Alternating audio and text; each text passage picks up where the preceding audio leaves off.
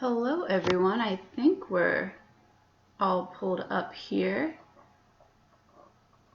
We going now?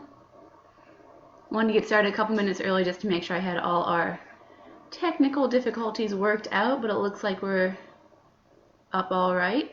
So I'm just gonna pop away real quick and we'll get started right at 10. In the meantime, you can enjoy my little corner gallery.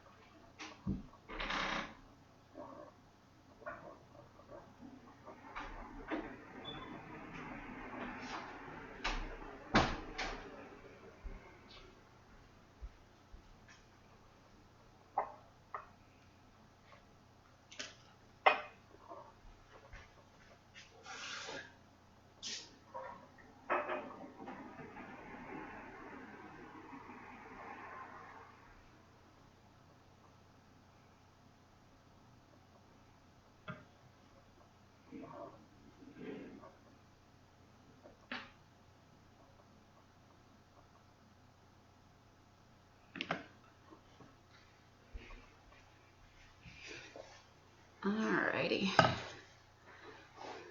Now we still got a couple minutes left. We'll let everyone else take their time so they can hop on and see what's going on the page.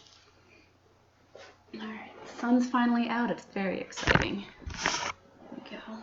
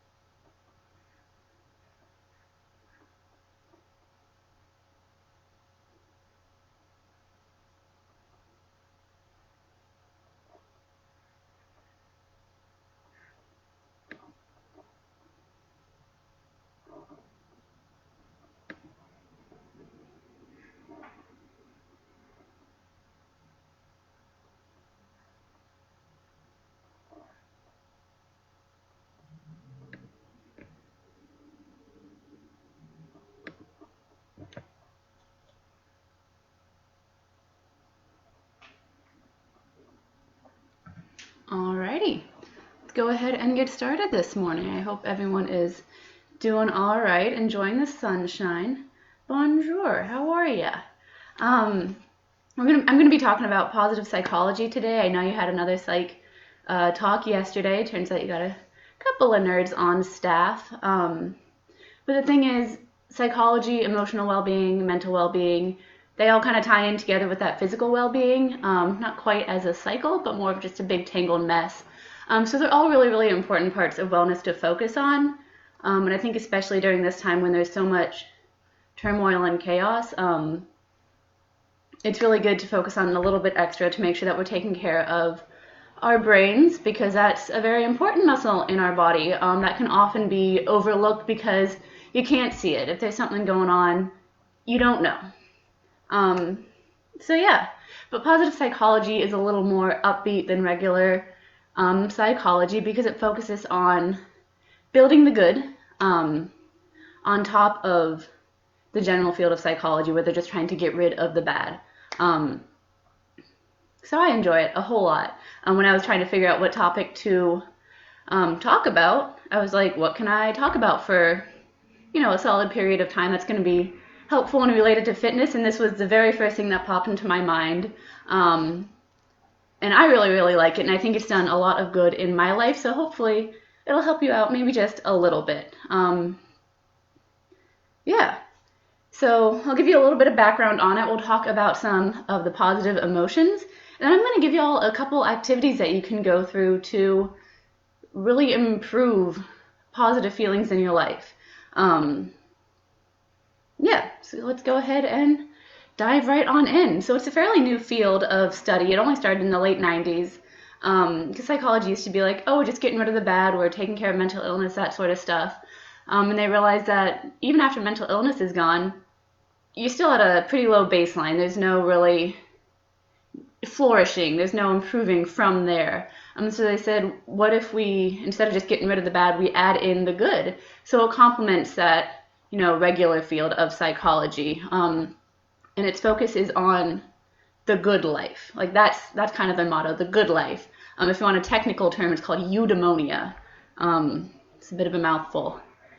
And again, it's to help people flourish, to find their thing, to go and get that, and to really, when you find someone that just, they love what they're doing, when they wake up for work every day, they're having a great time, they're excited for it, they're flourishing right there. That's where they're supposed to be in life.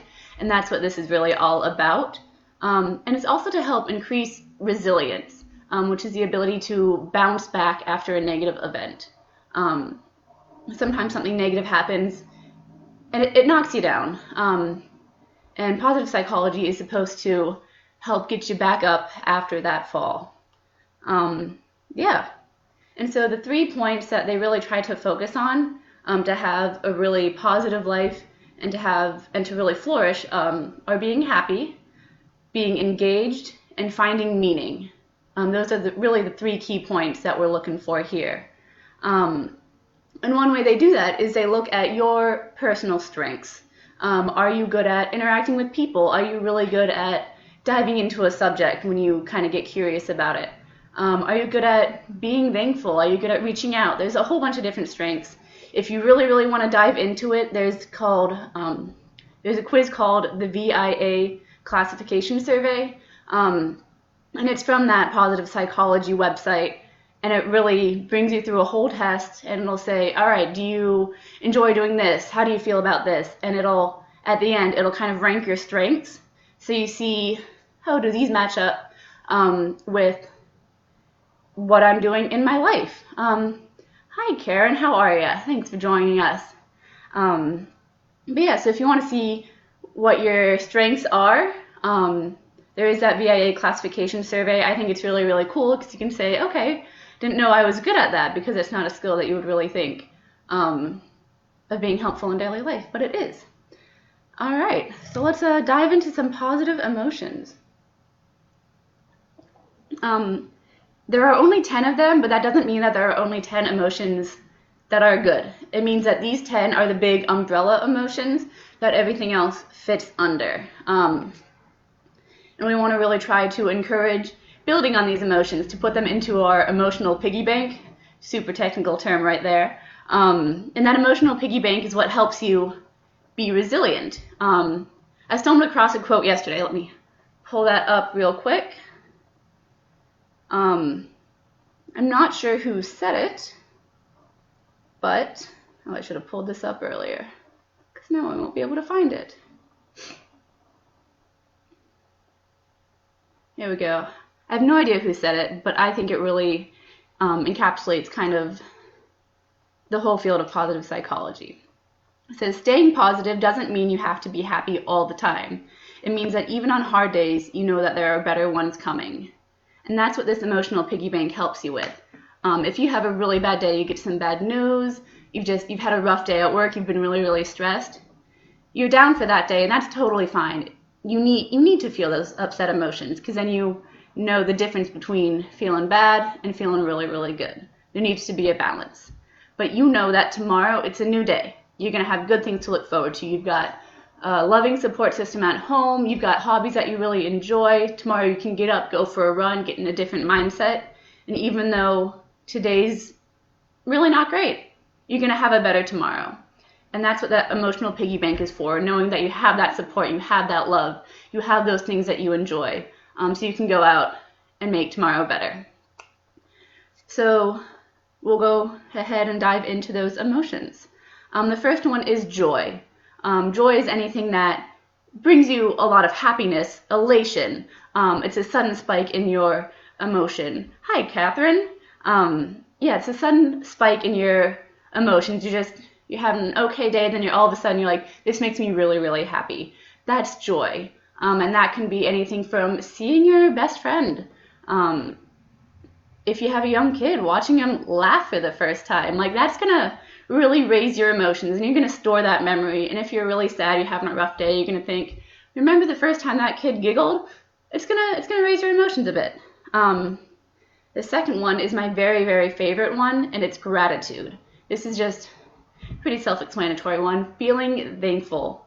It can be towards a person, it can be towards an opportunity that you have had. It can be towards just life or people in general. And the best thing about this one is that it's really, really malleable. So it's really easy to teach ourselves to be grateful. They've got apps for that. You can keep a journal for it.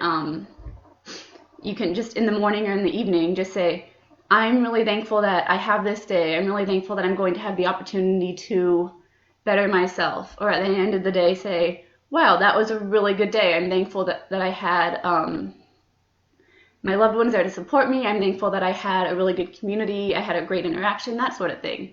Hi, Molly. All right, so there's gratitude. And then serenity is a feeling of calm and peacefulness. It's kind of an acceptance of, this is where I am at this moment, and that's okay. And my favorite way to experience serenity, I don't know if any of you are big hikers, but if I go for a hike, I like to climb mountains. And at the very top of the mountain, you can see the whole landscape. Maybe there's a city down below. Maybe it's just more mountains that you see. But that feeling, you're on top of the world. It's peaceful. There's no noise. There's no hustle and bustle. It's just you and your thoughts. And it's really, really, I find that really calming. And if I'm ever really stressed, if I'm stuck in traffic, I just think of being up on a mountaintop and I'm like, okay, it's all right. It calms me down a little bit. The next emotion is awe, something that just takes your breath away. And it's just, you have an overwhelming appreciation for where you're at. I tend to get awe and serenity kind of mixed up. Well, not necessarily mixed up, but I usually find them in the same place. Again, when I'm on that mountaintop and I can see everything, I'm in awe because it's gorgeous. And you're like, wow, sometimes there's a lot of bad stuff in the world, but right now, it's pretty darn great. Oh, thanks, Catherine. She said she's thankful for the whole fitness team. I'm thankful to be part of it.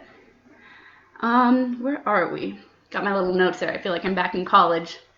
All right, so the next one is interest. And this one can be, I think it's really important right now because while we're stuck in our homes, while we're trying to figure out a new normal, if we find things that we're interested in, especially if you're trying to do the schooling from home, it's going to make it a little bit easier. Because you're not going to feel like, oh man, I have to learn about this. You're going to be more excited. Say, I'm really, really fascinated by this subject. I'm just going to dive all the way in. And it's a sense of curiosity and something that just captures your attention. Excuse me. The next one is pride. And I know this one can be kind of misconstrued when you're like, oh, you're really prideful, you come off as arrogant, but it's not quite that side of pride. It's more of an approval of yourself. If you've worked really, really hard for something and you're like, this is what I have accomplished, be proud of that. You've worked hard. And I think that applies a lot in fitness. If you've come in and you had a lot of shoulder pain, you couldn't really do much with your upper body, and you've worked and you've worked and you've built up that muscle around there, and now you're doing full bench press and overhead press, you say, I could barely lift my arm above my head, and now I'm like doing a full upper body workout. Like, that's something to be proud of. You've worked really hard to get to that place. And the next one is amusement, which again I think is really important, especially in this time, because it's good to find amusement in whatever you can. It's just any sort of lighthearted pleasure and enjoyment, something that makes you smile. Even if that's just a silly joke, or someone, I don't know. There's a lot of different types of humor that get people giggling, but whatever makes you smile, go for it. Make yourself smile all the time. Then we have inspiration. If you see someone or you see a person doing their thing and you're really engaged, like you want to know more, you see a person working really hard, perhaps at the gym, you're like, wow, they're working really hard, they know what they're doing, I kind of want to get to know them a little bit more, or it makes me want to work a little bit harder. That's inspiration. And it serves as motivation for something. I know Coach J-Jo talked a little bit about, she talked really well about that yesterday. So I think we got that motivation bit covered. And then we have hope. It's optimism, and anticipation for the future.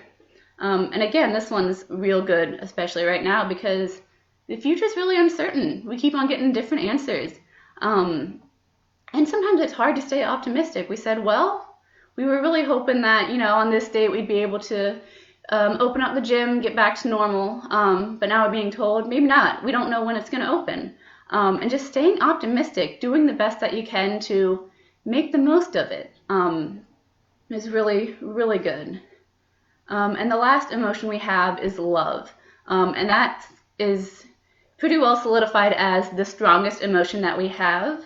And it's being selfless, it's being enduring.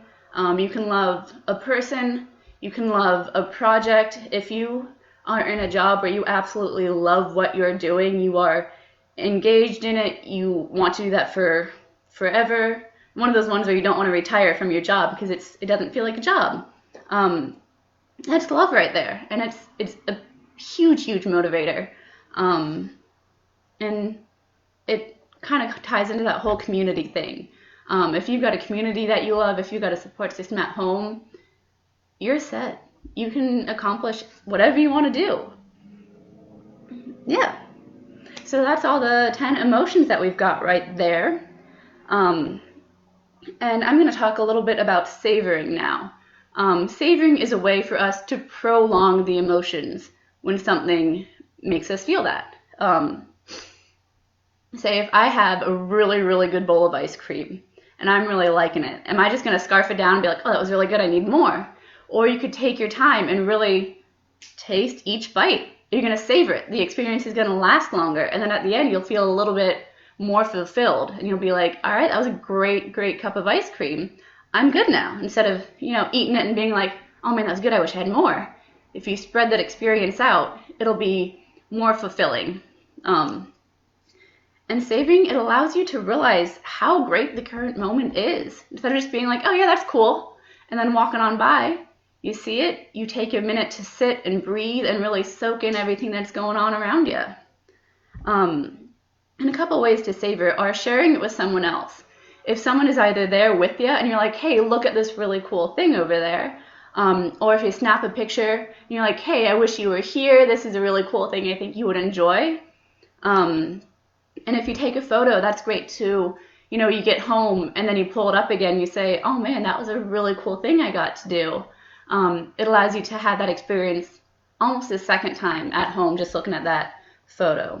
And try to identify your emotions in that moment.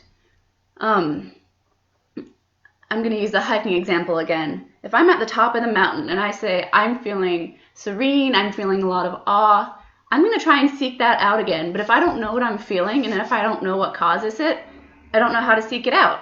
So identifying the emotions that you're feeling, they're really going to help you live that again. So that's a real fun exercise to do, is just focus on savoring, prolonging the moment. So now we've got a couple of projects, well, I say a couple, it's quite a few projects that you can do to really see if you can build up your emotional piggy bank, really try to create those emotions so you've got them stored in your memory. And the first one's going to sound a little bit weird because it just says, have a good day. Sounds simple, right? And maybe you don't know what makes a good day for you, and it might be hard to actively make yourself have a good day. But if you are really, really mindful and you go through the day just regularly, and at the end of it, you're like, wow, that was a really good day for me. Go back and think, what made that so great? Did you call a friend? Did you cook a meal that you really, really enjoyed? Did you work on a hobby that you've been wanting to improve on for forever? Think about what made it good, and then try to figure out how to introduce those little things into your daily life so you can make more days good. For instance, I feel like I have a really, really good day if I reach out to a friend, even if I just, send them a funny picture or just a, hey, I'm thinking about you. I feel better when I do that. And so I've been trying to, hopefully every day, at least every other day, say, hey, I'm thinking about you. Hey, we should set up a call. And that makes my day better. And then random acts of kindness. I know this is a little bit difficult now because you can't really go out and see people, but I know there's a lot of ways people have been reaching out into the community and trying to be kind, whether that's donating face masks to hospitals or nursing homes, whoever may need them, offering to pick up groceries for your neighbor who's having a hard time getting out of the house.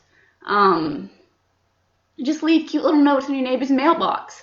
Just something to brighten someone else's day. And the great thing about this is that it usually keeps on rolling. The whole pay it forward thing. You leave a cute note in someone's mailbox, maybe they'll leave another note in yours, or they'll leave a note in their next neighbor's. It all kind of ties together. And instead of just you doing one act, you create a domino effect to make multiple acts of kindness to improve a bunch of people's days. And this one's a really fun one if you're having a stressful day at work. Induce a positive emotion before you attempt a task. One way I do this is really savoring my cup of coffee before I go off to work. I make sure I wake up early enough so that I'll have 10-15 minutes to sit and enjoy my coffee. There's no phone, there's no distractions, it's just me and a really good cup of coffee. And that way I'm not feeling rushed or stressed or overwhelmed by everything that's going on. It's just me in that moment taking a breath. And so when I go off to work, I'm in a really good mindset and I can engage and I can be more productive and more creative. In some ways, I know right now we're having a hard time motivating ourselves to work out. You can either listen to your favorite music before a workout or call a friend for some motivation. Just say, hey, I'm trying to work up some motivation. Can you give me a little pep talk?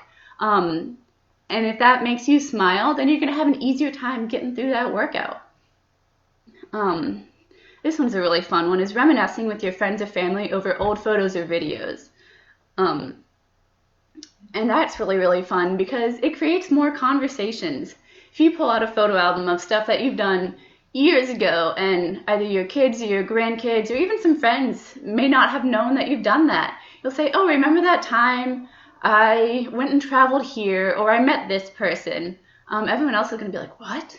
That's pretty cool. And it creates a bonding moment. It creates something for you to talk about and to kind of relive that moment. Again, it's with the savoring. You get to say, yeah, I did a really cool thing. I'm proud of it.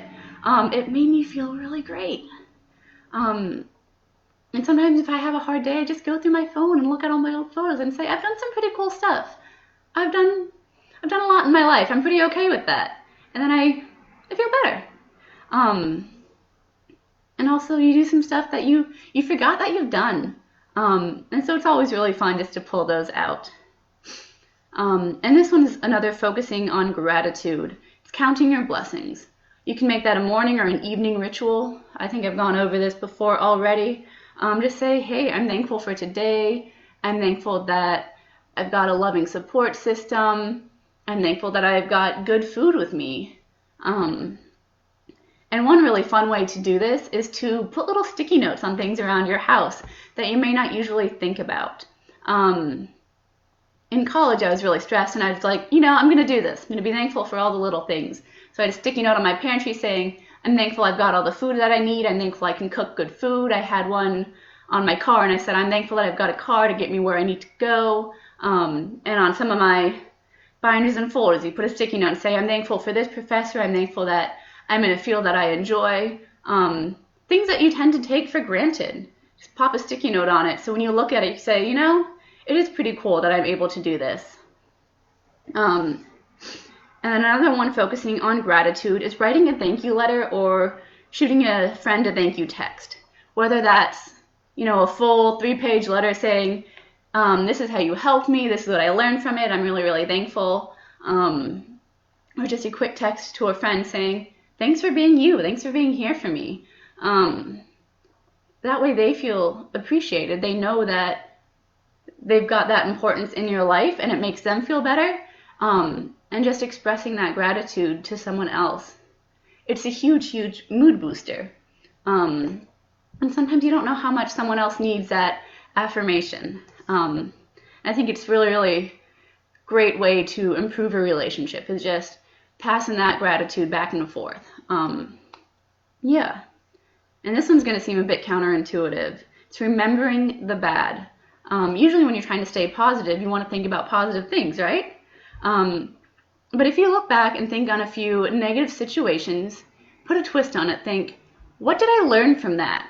When I was really stressed, just having a bad time, what did I learn? Did I learn how to cope with stress? Did I learn that this isn't where I really want to be? That sort of stuff. And think about how it helped you to get to now. Because you can always spiral down well, what if I had done this? What if I had done that? But if you go backwards and say, what if I hadn't done that?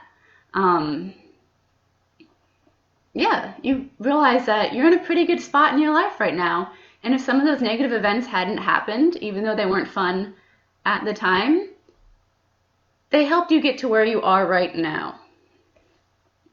All right, we're at the last one. We're almost there, guys.